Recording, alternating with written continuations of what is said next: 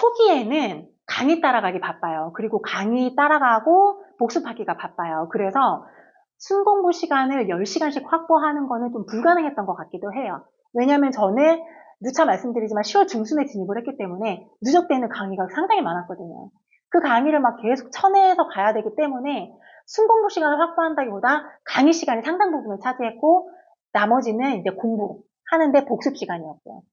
순공부 시간 10시간을 확보하기 시작한 거는 GS 1기, 이제 2기 정도부터였나?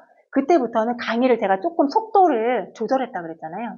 그러다 보니까 강의 듣고 나서 공부할 시간이 많이 확보가 되는 거예요. 그러다 보니 그때는 진짜 10시간을 내가 반드시 채우리라. 10시간이 최저 시간이었던 거예요. 10시간을 오버해서 채운 시간도, 날들도 많았고요. 그래서 10시간은 반드시 채워야지라고 마음을 먹었고, 타이머를 사용해서 10시간을 잰 날도 있었고요. 유튜브에서 10시간 재생되는 노래를 그 BGM으로 깔아놓고 그걸로 10시간 체크한 적도 있었고요. 그래서 순공부 시간은 많으면 많을수록 좋다. 그리고 일정한 시기가 되었을 때 내가 강의로 잡아먹는 시간이 조금 줄어들 수 있는 그 시기부터는 최소 10시간씩은 순공부 시간을 확보하라 라고 조언드리고 싶습니다. 두문자는 활용은 했는데 저는 이유는 잘 모르겠어요. 왠진 모르겠는데 경영하고 인사 파트 쪽에서는 두문자로 외우면 이상하게 잘 안 외워지더라고요. 이유는 저도 모르겠어요. 근데 강사님들이 매 강사님들마다 다 두문자 따주셨어요. 근데 이제 경영하고 인사 쪽은 두문자 활용을 거의 안 했다고 보셔야 되고요. 한 10개 정도 했나?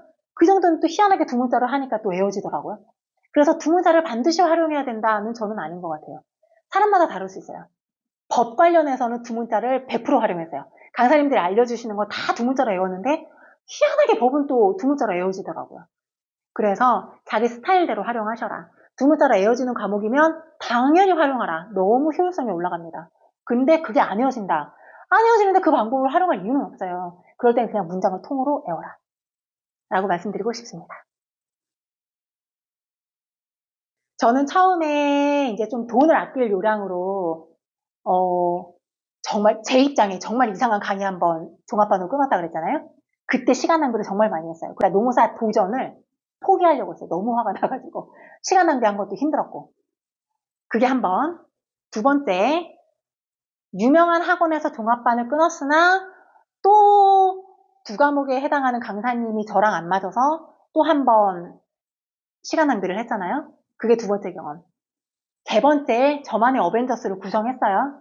그랬는데 이분들 중에 한 분이 저랑 또 완벽하게 맞지가 않았어요. 그런데 생각했죠. 완벽하게 맞지 않는다고 해서 내가 이분 때문에 떨어질 것이냐. 근데 그건 또 아니라고 생각했거든요. 아시다시피 1타 강사였고 이분들은 검증된 분들이었어요. 그러면 내가 조금 이분 때문에 불편한 게 있다 하더라도 이제는 감수하고 믿고 간다. 신뢰하고 간다. 왜냐면 내가 내 안방으로 초대했으니까 내가 이제는 신뢰를 해야지. 또 한 번 강사를 변경하게 되면 그 변경한 강사 스타일에 맞춰서 또 책도 바꿔야 될 수도 있고 그 강사 스타일에 맞춰야 될 수도 있고 그 강사가 또 안 맞으면 또 변경해야 되는데 거기서 오는 시간적인 낭비 이거 저는 더 이상 하면 안 된다 생각했거든요. 그래서 막판에 제가 구성한 어벤져스 강사님들은 조금 저랑 안 맞는 부분이 있어도 이제 무조건 믿고 간다. 그래서 절대 강사 변경은 있을 수 없다라고 생각을 했고 그대로 밀고 나갔고 저는 그 방법이 옳았다고 생각을 합니다. 이 질문 진짜 많이 받았어요. 근데 안 헤어지는 거 당연히 있어요. 저라고 없었겠어요? 저도 진짜 많았어요. 근데 물어보시는 분들 스스로에게 다시 그 질문 한번 해보세요. 그 정답은 본인이 알고 있거든요. 정답은 뭐냐면 안 헤어지면 될 때까지 애워라. 그렇지 않나요? 안 헤어지는 건 이유가 없어요. 내가 멍청해서 이 내용이 어려워서 물론 그럴 수 있어요. 근데 그러면 어떻게 해야 되느냐? 될 때까지 애워라. 이 조언밖에 저는 못 드려요. 그러면 노무사님 어땠습니까? 저도 그랬어요. 말씀드렸죠? 저도 안 헤어지는 거 있었고 특히 판례, 긴 판례들이 있어요. 진짜 안 헤어져요. 그러면 그거는 될 때까지 애우고 또 애우고 또 애우고 시험장 들어가기 직전까지 본 판례도 있어요. 그래서 정답은 하나다. 될 때까지 애워라. 돌에 새겨질 때까지 애워라. 다른 방법 없습니다. 시험 시간 배분은 제가 전략 파트에서 말씀을 드렸어요. 목차 짜지 않았고요. 무조건 문제를 읽은 다음에 진짜 빠르게 흐름을 머릿속에서 한 바퀴 돌리고 그 다음에 미친 듯이 써내려가기 시작했습니다. 악필 그런 거 너무 크게 고려하지 마시고요. 그냥 무조건 빨리 써내려가세요. 그런 다음에 남는 시간에 내가 쓴 부분들을 점검하고 빠진 부분을 또 미친 듯이 태운다.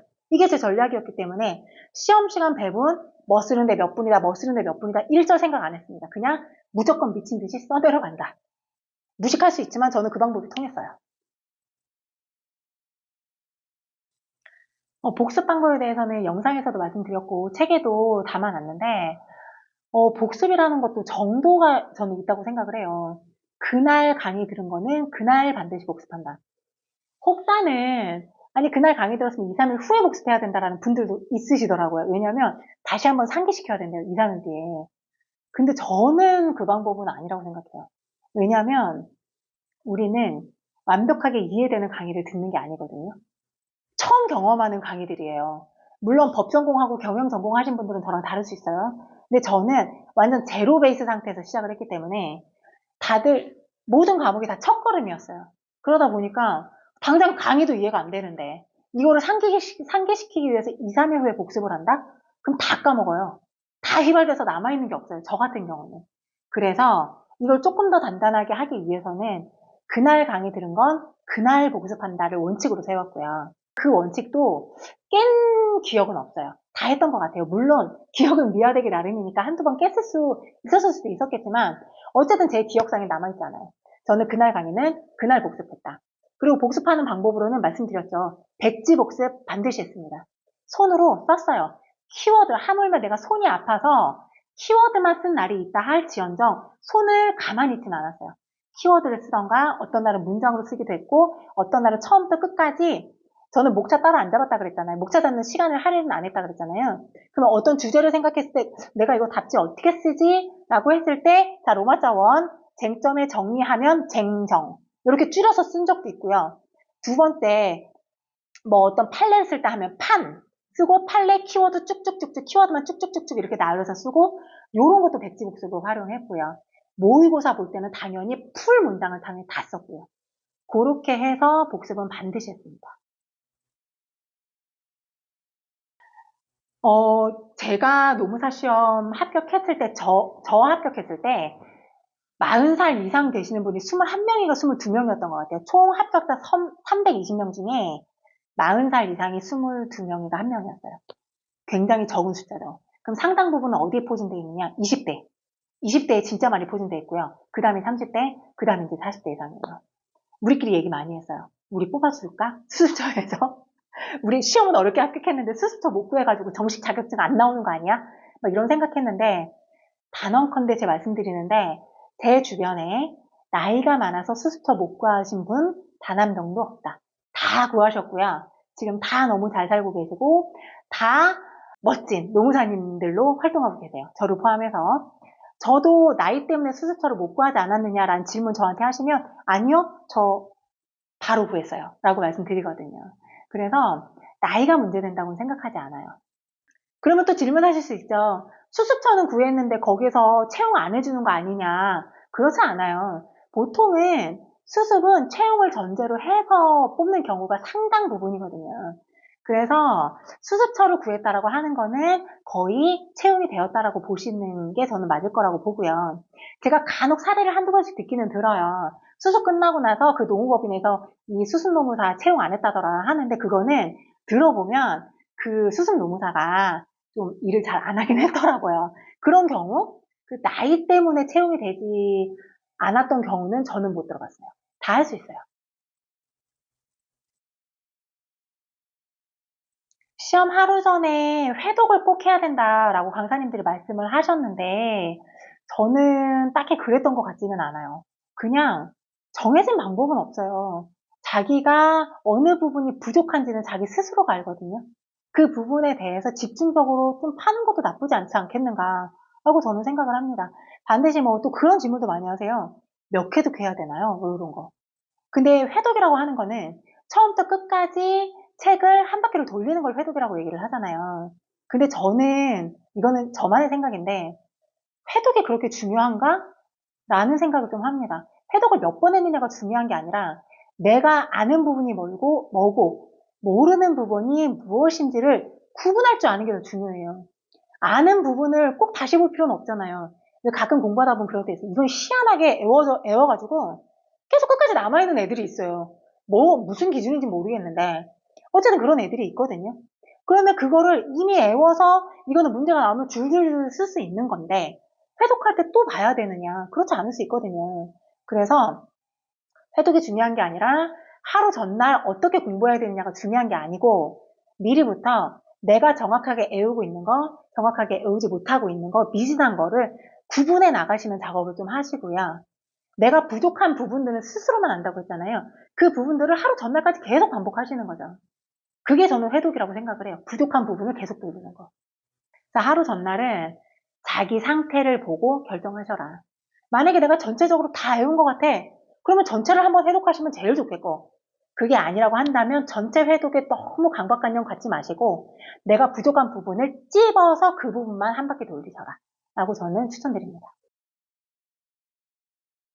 저는 인터넷 강의를 들었잖아요. 그 인터넷 강의를 들으면 그 실강에서 모의고사를 치는 그날 모의고사 문제가 오후쯤인가 아무튼 올라와요. 당일날 올라왔던 걸로 기억을 하는데 올라오면 저는 업로드가 된 날 바로바로 시험을 다 쳤습니다. 이게 왜 그러냐면 사람이 심리가 그래요. 아 이거 내일 칠까? 하고 밀어버리잖아요. 그러면 내일이 됐을 때 아 주말에 칠까? 이렇게 생각이 되거든요. 그래서 루틴을 장착하실 때 이제 모의고사를 보는 시즌이 온단 말이에요. 강사님들마다 GS 연기부터 모의고사 보시는 분들도 있다고 했잖아요. 그런 분들 이외에 어떤 대부분의 그 강사님들은 GS 1기부터 보시는 것 같아요. 그러면 어쨌든 언제부터든 상관없고요. 모의고사를 보는 때부터는 반드시 모의고사는 바로바로 그때그때 치셔라. 저는 모의고사를 딱 한 번인가 안 봤던 기억이 있어요. 왜 그랬냐면 막판에 2차 시험 직전에 제가 부족한 부분이 어딘지 저는 명확하게 알았거든요. 그 부분을 외워도 자꾸 헷갈리고 잘 못 쓰겠더라고요. 그래서 막판에 마지막 모의고사가 업로드 됐을 때 내가 이 모의고사에 시간을 할애하느니 차라리 그 시간에는 내가 못 외운 거 한 번 더 보자 라고 생각해서 딱 한 번 안 봤고요. 그 이외의 나머지 모의고사는 단 한 번도 빼뜨리지 않았고 단 한 번도 날짜를 미루지 않았어요.